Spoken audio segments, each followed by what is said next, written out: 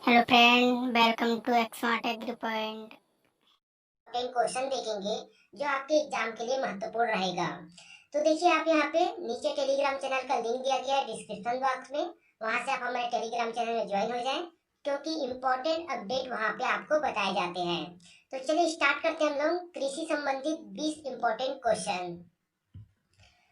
तो देखिए, यहाँ से स्टार्ट होता है आपका क्वेश्चन नंबर 1। और क्वेश्चन है आपका, ऑपरेशन फ्लड किससे संबंधित है? तो यहाँ पे आपका आंसर हो जाएगा ऑप्शन नंबर सी, दुग्ध विकास से। तो देखिए, अत्यधिक मात्रा में दुग्ध का उत्पादन हुआ था 1970 में, जिसे श्वेत क्रांति के नाम से जाना जाता है और ऑपरेशन फ्लड भी कहा जाता है। और इसके जो जनक थे वर्गीस कुरियन थे। चलिए दूसरा प्रश्न देखते हैं हम लोग। विश्व कृषि खाद्य संगठन की स्थापना कब हुई? तो यहाँ पे आपका आंसर हो जाएगा ऑप्शन नंबर बी, 1946 में। तो देखिए, यहाँ पे 1946 दिया गया है, लेकिन अगर आपके ऑप्शन में 1945 रहे तो आप उसका आंसर 1945 डालेंगे, क्योंकि 16 अक्टूबर 1945 को विश्व कृषि खाद्य संगठन की स्थापना क्यूबेक सिटी कनाडा में हुई है। और अभी इसकी मुख्यालय की बात करें तो विश्व कृषि खाद्य संगठन की मुख्यालय क्यूडोंगू कनाडा में है। यहाँ पे देखते हैं हम लोग तीसरा प्रश्न। बोरलाग पुरस्कार किस क्षेत्र में दिया जाता है? तो यहाँ पे आपका आंसर हो जाएगा ऑप्शन नंबर बी, कृषि क्षेत्र में दिया जाता है बोरलाग पुरस्कार। तो देखिए, 1972 से दिया जाता है बोरलाग पुरस्कार नारमन बोरलाग के सम्मान में। तो नारमन बोरलाग के बारे में आप जानते होंगे, जो हरित क्रांति से संबंधित है। पूरे विश्व में हरित क्रांति के जनक के नाम से नारमन बोरलाग को जाना जाता है। क्वेश्चन नंबर 4 है आपका, भारत की मुख्य खाद्य फसल है? तो यहाँ पे आपका आंसर हो जाएगा ऑप्शन नंबर ए, चावल। तो देखिए, जितने भी फसल उगाए जाते हैं उसमें 32% हिस्सेदारी जो है चावल की हिस्सेदारी है। और अगर खाद्य फसल की बात करें तो खाद्य फसल में 42% हिस्सेदारी जो है चावल की है। चलिए आगे देखते हैं हम लोग अगला प्रश्न। क्वेश्चन नंबर 5 है आपका, वनस्पति विज्ञान के जनक है? तो यहाँ पे आपका आंसर हो जाएगा ऑप्शन नंबर बी, थियोफ्रेटस। तो थियोफ्रेटस है वनस्पति विज्ञान के जनक, और वनस्पति विज्ञान में पादपों का अध्ययन किया जाता है। क्वेश्चन नंबर 6 है आपका, एग्रीकल्चर शब्द निम्न भाषा के दो शब्दों एगर व कल्चुरा से मिलकर बना है? तो यहाँ पे आपका आंसर हो जाएगा ऑप्शन नंबर सी, लैटिन। तो देखिए, लैटिन में एगर का मतलब होता है फील्ड और कल्चुरा का मतलब होता है ग्रोइंग। तो जो फील्ड ग्रोइंग है उसे एग्रीकल्चर के नाम से जाना जाता है लैटिन में। चलिए आगे देखते हैं हम लोग क्वेश्चन नंबर 7। भारत का पहला कृषि विश्वविद्यालय सन 1960 में स्थापित हुआ और वह अवस्थित है? तो यहाँ पे आपका आंसर हो जाएगा ऑप्शन नंबर डी, पंतनगर में। उत्तराखंड के पंतनगर में 1960 में स्थापित हुआ था। यहाँ पे देखते हैं हम लोग क्वेश्चन नंबर 8। भारत का एकमात्र केंद्रीय कृषि विश्वविद्यालय अवस्थित है? तो यहाँ पे आपका आंसर हो जाता है ऑप्शन नंबर ए, मणिपुर में। तो मणिपुर में है भारत का एकमात्र केंद्रीय कृषि विश्वविद्यालय। तो 13 सितंबर 1993 में मणिपुर के इम्फाल में स्थापित हुआ था केंद्रीय कृषि विश्वविद्यालय। आगे देखते हैं हम लोग क्वेश्चन नंबर 9 है आपका, भारत में हरित क्रांति के जनक कहे जाते हैं? तो यहाँ पे आपका आंसर हो जाएगा option number C, doctor MS. Swaminathan. देखिए, यहाँ पे ध्यान रखना है आपको, भारत में हरित क्रांति के जनक कहे जाते हैं डॉक्टर एम.एस. स्वामीनाथन। और पूरे विश्व की बात करें तो नॉर्मन ई बोरलॉग। ठीक है, इस बात को आपको ध्यान रखना है। तो 1966-67 में हरित क्रांति हुआ था, जिसमें स्वामीनाथन जो है भारत के हरित क्रांति के जनक कहे जाते हैं। क्वेश्चन नंबर 10 है आपका, भारतीय मौसम विभाग का मुख्यालय है? तो यहाँ पे आपका आंसर हो जाएगा ऑप्शन नंबर ए, नई दिल्ली में। तो देखिए, नई दिल्ली में भारतीय मौसम विभाग का मुख्यालय है।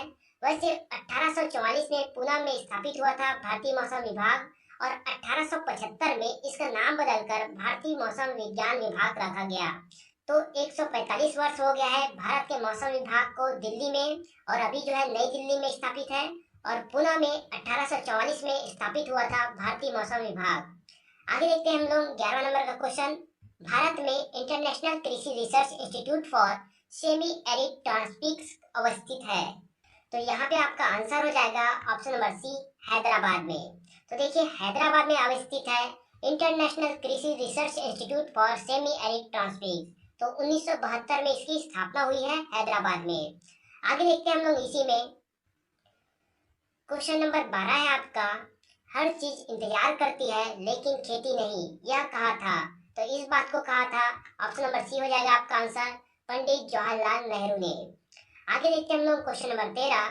नॉर्मन ई बोरलॉग को नोबेल पुरस्कार किस वर्ष मिला? तो यहाँ पे आपका आंसर हो जाएगा ऑप्शन नंबर ए, 1969-70 में। तो देखिए, आपको पता ही है कि पूरे विश्व में नॉर्मन ई बोरलॉग को हरित क्रांति के जनक कहा जाता है। इन्होंने 1970 के दशक में मेक्सिको में बीमारियों से लड़ने वाले गेहूं भी विकसित की थी।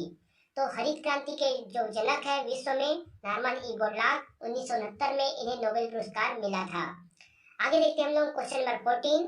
नाबार्ड की स्थापना वर्ष है? तो यहाँ पे आपका आंसर हो जाएगा ऑप्शन नंबर डी, 12 जुलाई 1982। तो देखिए, नाबार्ड, जिसे राष्ट्रीय कृषि ग्रामीण विकास बैंक कहा जाता है, इसकी स्थापना जो है 12 जुलाई 1982 में हुई थी और इसका जो मुख्यालय है वो मुंबई में है। क्वेश्चन नंबर 15 है आपका, feed the soil not the plant slogan है? तो यहाँ पे आपका आंसर हो जाएगा option number A, eco farming का। तो देखिए, इको फार्मिंग का हॉली मंत्र कहा जाता है, मतलब पवित्र मंत्र कहा जाता है feed the soil not the plant slogan को। आगे देखते हैं हम लोग क्वेश्चन नंबर 16 है आपका, वन महोत्सव की शुरुआत की थी? तो देखिए, यहाँ पे आपका आंसर हो जाता है ऑप्शन नंबर बी, के एम मुंशी ने वन महोत्सव की शुरुआत की थी। के एम मुंशी का पूरा नाम कन्हैया लाल मानिकलाल मुंशी है। इन्होंने 1950 में वन महोत्सव की शुरुआत की थी। क्वेश्चन नंबर 17 है आपका, प्रथम मानव निर्मित धान्य ट्रिटिकेल है? तो यहाँ पे आपका आंसर हो जाएगा ऑप्शन नंबर बी, गेहूं और राई। तो गेहूं और राई से बनाया गया है प्रथम मानव निर्मित धान्य, जिसे ट्रिटिकेल के नाम से जाना जाता है।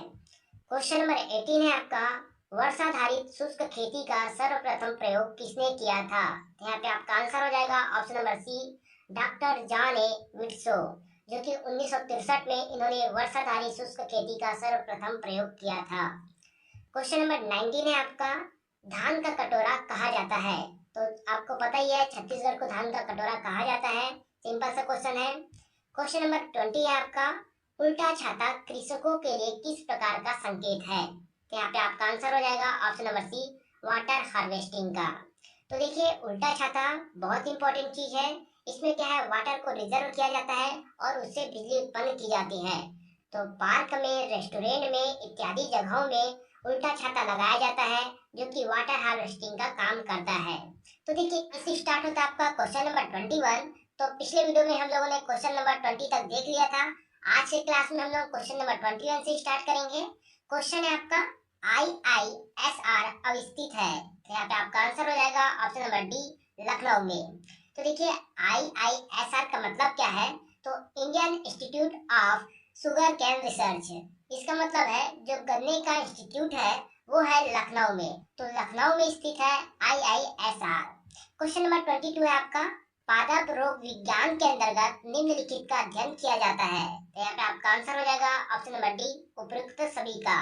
तो देखिए, पौधों के रोग का अध्ययन किया जाता है, रोगों के लक्षण का अध्ययन किया जाता है, रोगों के नियंत्रण के बारे में भी पढ़ा जाता है। तो तीनों के बारे में अध्ययन किया जाता है पादप रोग विज्ञान में। देखिए, पादप रोग विज्ञान जो है, इसके जनक कौन है? तो इसके जनक है इरविन फ्रिंक स्मिथ। तो इरविन फ्रिंक स्मिथ जो है पादप रोग विज्ञान के जनक कहे जाते हैं। क्वेश्चन नंबर 23 देखते हैं हम लोग, उद्यान कृषि में किन अध्ययनों का समावेश किया जाता है? तो यहाँ पे भी आपका आंसर हो जाएगा ऑप्शन नंबर डी, उपरोक्त सभी। तो सब्जियों का अध्ययन किया जाता है, फलों का और फूलों का। तो सभी को उगाए जाने का अध्ययन किया जाता है उद्यान कृषि में।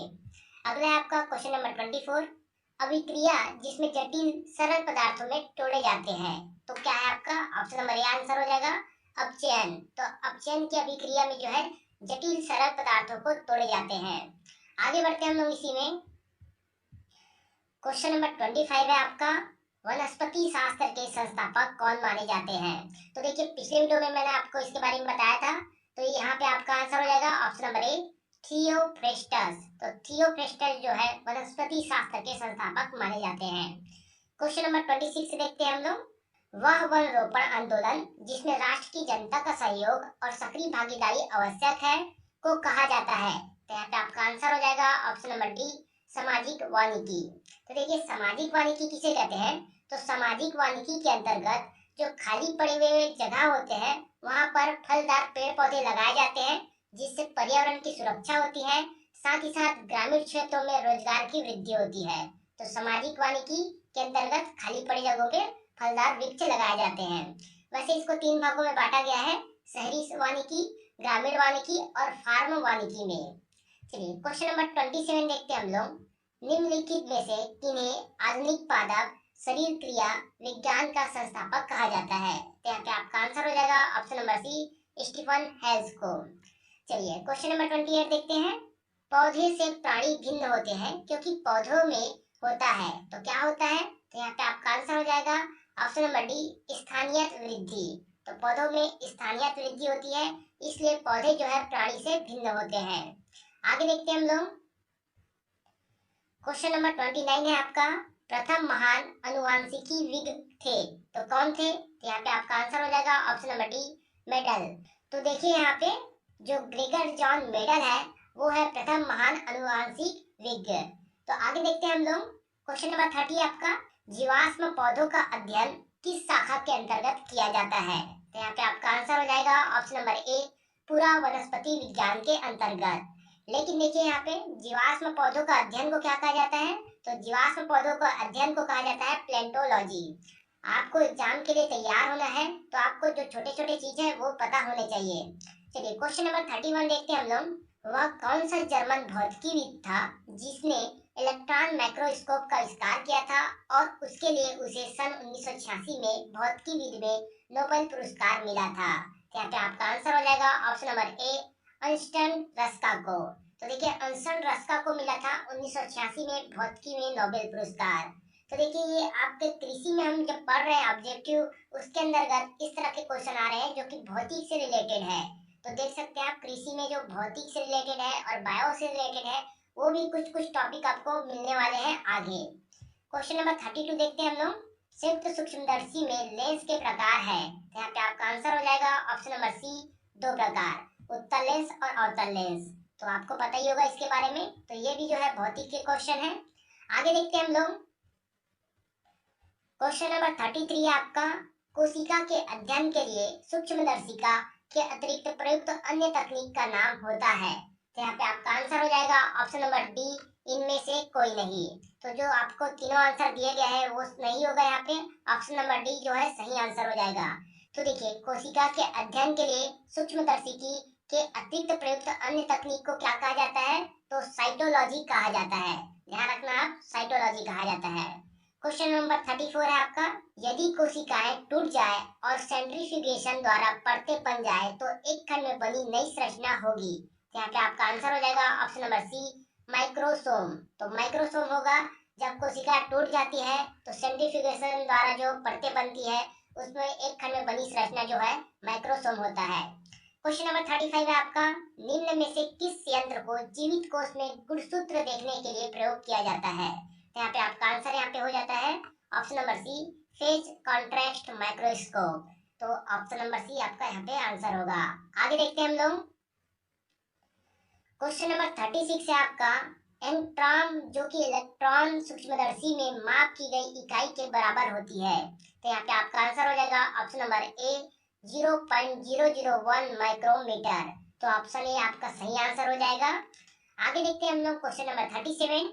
इलेक्ट्रॉन सूक्ष्मदर्शी में सजीव कोशिकाएं नहीं देखी जा सकती क्योंकि इनमें से जल वाष्प निकल जाती है और सूक्ष्मदर्शी का निर्वातक अव्यवस्थित हो जाता है। तो ऑप्शन यहाँ पे ए हो जाएगा आपका सही आंसर। क्वेश्चन नंबर 38 है आपका, एक कोशिका में पदार्थों के मात्रात्मक अनुमापन हेतु निम्न में से कौन सी तरकीब है? तो यहाँ पे आपका आंसर हो जाएगा option number B, micro spectrophotometry. तो ये जो तरकीब है एक कोशिका में पदार्थों के मात्रात्मक अनुमापन के लिए है। चलिए क्वेश्चन नंबर 39 देखते हैं। तो यहाँ पे फ्लूओरेसेंस सूक्ष्मदर्शी का प्रयोग होता है। तो आपका आंसर क्या हो जाएगा? ऑप्शन नंबर ए, कोशिका की संरचना का पता लगाने में। तो फ्लूओरेसेंस सूक्ष्मदर्शी का प्रयोग होता है कोशिका की संरचना को पता लगाने में। चलिए आगे देखते हैं हम लोग क्वेश्चन नंबर 40। इलेक्ट्रॉन सूक्ष्मदर्शी की खोज की तो किसने की थी? तो ऑप्शन नंबर ए हो जाएगा आपका आंसर, नील तथा रस्का ने। लेकिन देखिए आपको एग्जाम में पूछा जाएगा क्वेश्चन, तो आपको आंसर लगाना है मैक्सनॉल और रस्काने। तो मैक्सनॉल और रस्का आपका सही आंसर होगा।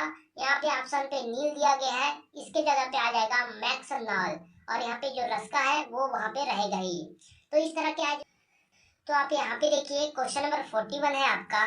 तो क्वेश्चन नंबर 40 तक हम लोगों ने सेकेंड वीडियो में देख लिया था।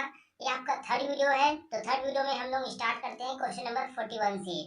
क्वेश्चन है आपका, इलेक्ट्रॉन सूक्ष्मदर्शी द्वारा उपस्थिति ज्ञात होती है। तो यहाँ पे आपका आंसर हो जाएगा ऑप्शन नंबर ए, राइबोसोम की उपस्थिति ज्ञात होती है इलेक्ट्रॉन सूक्ष्मदर्शी के द्वारा। तो देखिए इलेक्ट्रॉन सूक्ष्मदर्शी में किसी भी वस्तु को देखने के लिए इलेक्ट्रॉन किरण पुंज का उपयोग किया जाता है।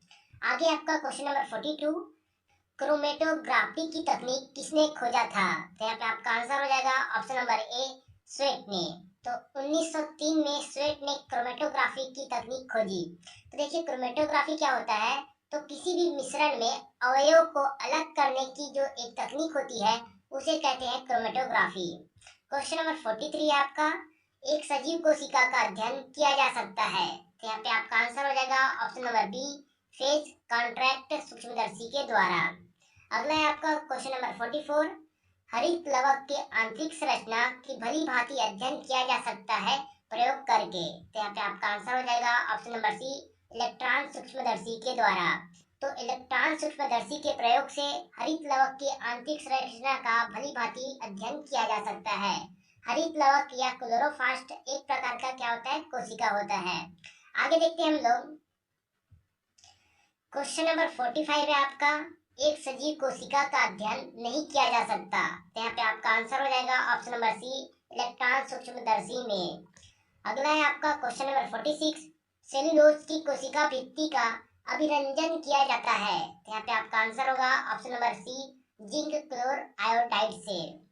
क्वेश्चन नंबर 47 है आपका, इलेक्ट्रॉन माइक्रोस्कोप का विभोजन क्षमता है। तो यहाँ पे आपका आंसर होगा ऑप्शन नंबर डी, 0.000005 mm। अगला है आपका क्वेश्चन नंबर 48, इलेक्ट्रॉन माइक्रोस्कोप का प्रयोग किया जाता है। तो यहाँ पे आपका आंसर होगा ऑप्शन नंबर ए, कोशिका की संरचना को देखने के लिए इलेक्ट्रॉन माइक्रोस्कोप का प्रयोग किया जाता है। आगे देखते हैं हम लोग। फिर है आपका क्वेश्चन नंबर 49, ट्रेसर तत्व है। तो यहाँ पे आपका आंसर होगा ऑप्शन नंबर बी, रेडियोधर्मी आइसोटोप के। अगला है आपका क्वेश्चन नंबर 50, कोशिका की सीमा को तोड़ने के लिए ऊतकों के एक सार किया जाता है। तो यहाँ पे आपका आंसर होगा ऑप्शन नंबर सी, 0.25 मोल सुक्रोज के घोल में। अगला है आपका क्वेश्चन नंबर 51, यदि एक पर्ण ऊतक के घटकों का ध्यानपूर्वक भिन्नित किया जाए तो कौन सा खंड जीवित कहलाएगा? तो यहाँ पे आपका आंसर होगा ऑप्शन नंबर डी, माइटोकॉन्ड्रिया। तो माइटोकॉन्ड्रिया यहाँ पे जीवित कहलाएगा। अगला है आपका क्वेश्चन नंबर 52, भारत में वर्मी कंपोस्ट, केचुए की खाद जिसे कहते हैं, बनाने की विधि का विकास सबसे पहले किया। तो किसने किया? यहाँ पे आपका आंसर होगा option number B, doctor M Reddy ने। आगे देखते हैं हम इसी में क्वेश्चन नंबर 53 है आपका, खरपतवार नाशी का प्रयोग वर्जित है। तो देखिए यहाँ पे तेज धूप में, बादलयुक्त दिनों में और अंधकार में, तीनों में जो है वर्जित है खरपतवार नाशी का। तो आंसर हो जाएगा आपका ऑप्शन नंबर डी, उपरोक्त सभी में।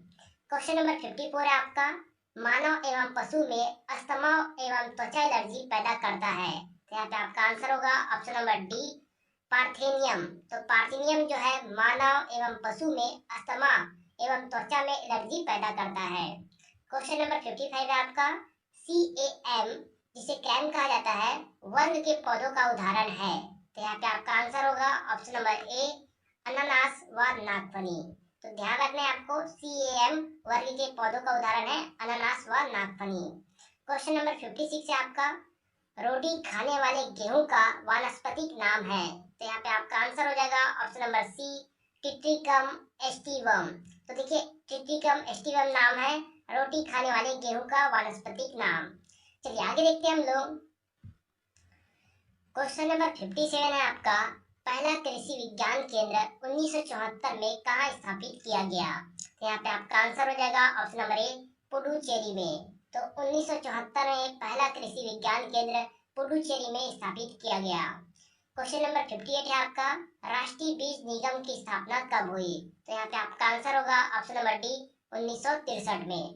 ध्यान रखने वाली बात यहाँ पे ये है कि बीज अधिनियम किस वर्ष पास हुआ, तो 1966 में, और राष्ट्रीय बीज निगम की स्थापना जो हुआ है 1963 में। तो दोनों चीज आप ध्यान रखिएगा कि राष्ट्रीय बीज निगम की स्थापना 1963 में और बीज अधिनियम जो है 1966 में आया। आगे आपका क्वेश्चन नंबर 60, किस फसल को गरीबों का मित्र कहा जाता है? तो यहाँ पे आपका आंसर हो जाएगा ऑप्शन नंबर ए, आलू को। तो देखिए इंपॉर्टेंट क्वेश्चन है, गरीबों का मित्र कहा जाता है आलू को। 61 से तो देखिए आप यहाँ पे साइकस है, तो साइकस क्या है? ऑप्शन नंबर सी हो जाएगा आंसर, अनावृत बीजी। और अनावृत बीजी किसे कहते हैं? तो देखिए वो पौधे जिसमें पुष्प नहीं होते और जिसके बीज जो है नग्न होते हैं उसे अनावृत बीजी कहते हैं। और आवर्त बीजी किसे कहते हैं? तो वो पौधे जिसमें पुष्प होते हैं और जिसके बीज जो है फलों के आवरण से ढके होते हैं उसे आवर्त बीज कहते हैं। तो साइकस क्या है? अनावृत बीजी है। अगला देखते हैं हम लोग क्वेश्चन नंबर 62, शैवाल पाए जाते हैं। तो कहाँ पाए जाते हैं शैवाल? तो यहाँ पे आपका आंसर होगा ऑप्शन नंबर सी, जल में। तो देखिए जो शैवाल है वो पादप जगत का सबसे सरल जलीय जीव है जो प्रकाश संश्लेषण के द्वारा भोजन का निर्माण करता है और ये जो है जल में पाया जाता है। क्वेश्चन नंबर 63 आपका, कोशिका भित्ति की झिल्ली होती है। तो यहाँ पे आपका आंसर हो जाएगा ऑप्शन नंबर सी, पारगम्य। तो पारगम्य होती है कोशिका भित्ति की झिल्ली। और पारगम्य कहने का मतलब क्या है? तो किसी द्रव पदार्थ को अपने अंदर आर पार जाने देने वाली झिल्ली को कहा जाता है पारगम्य झिल्ली। क्वेश्चन नंबर 64 है आपका, फर्ण में निषेचन होता है। तो यहाँ पे आपका आंसर होगा ऑप्शन नंबर बी, पर निषेचन होता है फर्ण में। तो फर्ण क्या है? तो ये अपुष्पक पौधा है जिसमें पुष्प नहीं होते हैं और इसमें जो है निषेचन जो है पर निषेचन होता है। क्वेश्चन नंबर 65 है आपका, अनाक्सी श्वसन में बनते हैं। तो यहाँ पे आपका आंसर होगा option number B, carbon dioxide और हाइड्रोजन पेरोक्साइड। और अनाक्सी श्वसन क्या होता है? तो अनाक्सी श्वसन में ऑक्सीजन की अनुपस्थिति में क्रिया होती है। इसमें ऑक्सीजन की आवश्यकता नहीं होती है और इस क्रिया से जंतुओं में कार्बन डाइऑक्साइड और लैक्टिक अम्ल बनते हैं।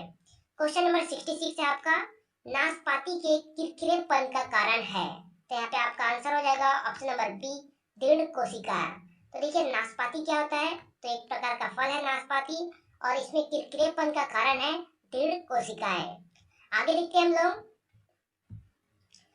क्वेश्चन नंबर 67 है आपका, पौधों में सक्रिय कोशिका विभाजन होता है। तो यहाँ पे आपका आंसर हो जाएगा ऑप्शन नंबर सी, परोशीर्ष में। तो देखिए सक्रिय कोशिका विभाजन जो होता है परोशीर्ष में होता है।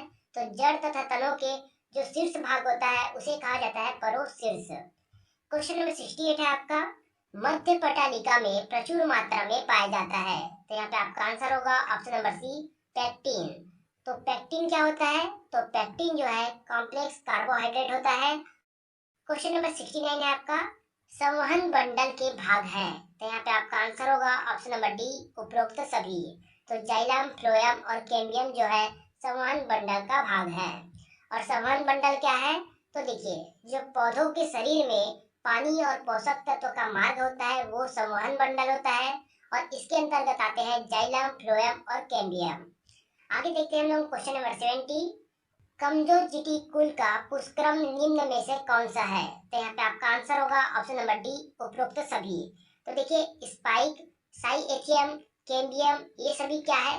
कमजोर कुल का पुष्करम है। और कमजोर कुल क्या होता है? तो ये बहुत सारे पौधे होते हैं और इसका पुष्करम जो है ये तीनों है। आगे देखते हैं हम लोग क्वेश्चन नंबर 71, पौधों पर द्विलिंगी पुष्प भूमि के अंदर ही लगे रहते हैं तथा कभी भी खुलते नहीं है, कहते हैं क्या कहते हैं इसे?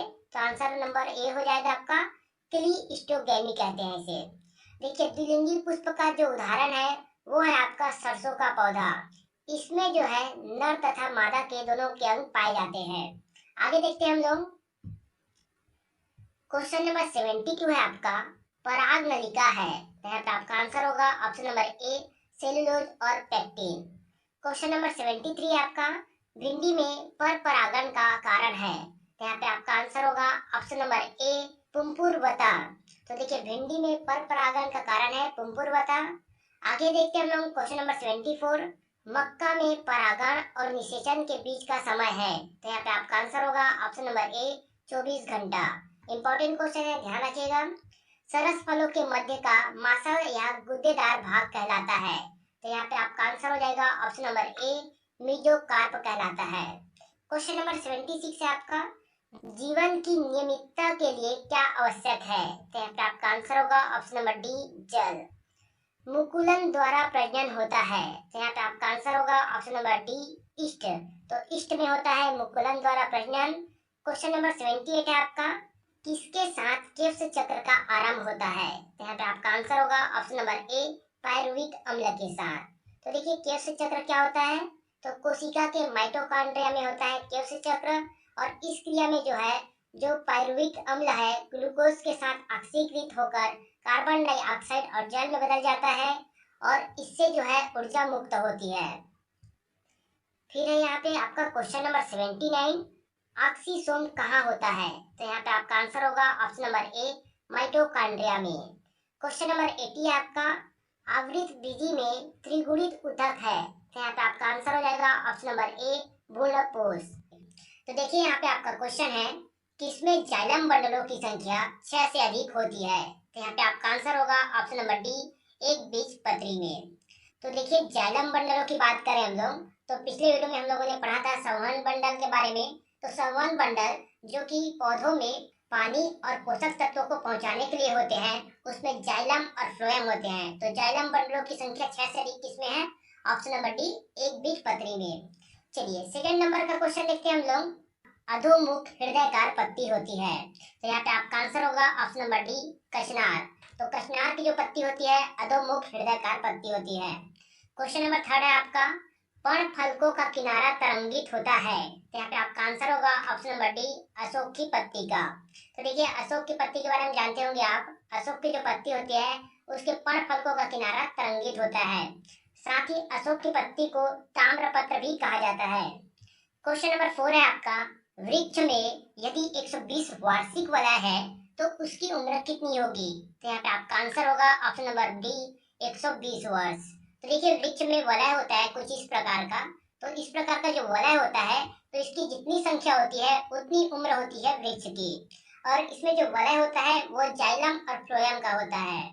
आगे देखते हैं हम लोग क्वेश्चन नंबर 85 जो कि आपका 5वां क्वेश्चन है, हाइपेंथोडियम का उदाहरण है।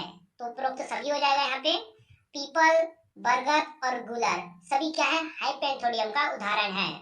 क्वेश्चन नंबर 86 है आपका, सरस फल का उदाहरण है। तो सरस फल क्या है? ऑप्शन नंबर डी यहाँ पे हो जाएगा आपका, केला, टमाटर, पपीता, ये सारे क्या है? सरस फल है। क्वेश्चन नंबर 87 है आपका, बीजपत्र खाया जाता है। तो यहाँ पे आपका आंसर होगा ऑप्शन नंबर डी, उपरोक्त सभी। तो देखिए अखरोट हो गया, बादाम हो गया और मूंगफली, तो इसमें क्या है? बीजपत्र को खाया जाता है। क्वेश्चन नंबर 88 है आपका, बेरी है। तो बेरी क्या है? तो यहाँ पे आंसर होगा ऑप्शन नंबर डी, उपरोक्त सभी। टमाटर, केला, मिर्च, ये सभी क्या है? बेरी है। क्वेश्चन नंबर 89 है आपका, पपीता में खाए जाने वाला भाग कौन सा होता है? तो यहाँ पे आपका आंसर नंबर डी हो जाएगा आंसर, मध्य एवं अंतः फल भित्ति। तो पपीता का जो मध्य एवं अंतः फल भित्ति होता है वो खाने लायक भाग होता है। क्वेश्चन नंबर 90 आपका, गेहूं की रोटी निम्न में से किसके कारण फूलती है? तो मोस्ट इंपोर्टेंट क्वेश्चन, और आंसर हो जाएगा आपका ऑप्शन नंबर डी, ग्लूटीन। तो ग्लूटीन के कारण फूलती है गेहूं की रोटी। इंपॉर्टेंट क्वेश्चन है, ध्यान रखिएगा इसको। क्वेश्चन नंबर 91 है, फर्द में वेस्कुलर बंडल है। देखिए फर्द के बारे में मैंने आपको बताया था कि अपुष्पक पौधे को फर्द कहा जाता है, और इसमें वेस्कुलर बंडल होता है सबकेंद्र। ऑप्शन नंबर डी इसका सही आंसर होगा। आगे देखते हैं हम लोग, क्वेश्चन नंबर 92 है आपका, परिदल पुंज किस कुल के पौधे में होता है?